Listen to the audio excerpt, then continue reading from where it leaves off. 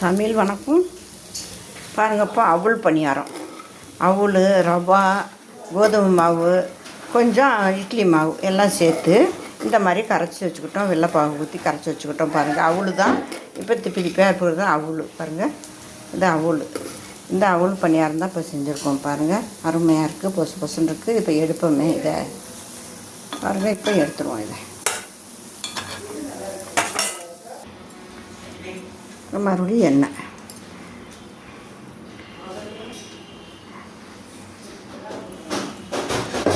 பாருங்கள், இப்போ ஊற்றிடுவோம்.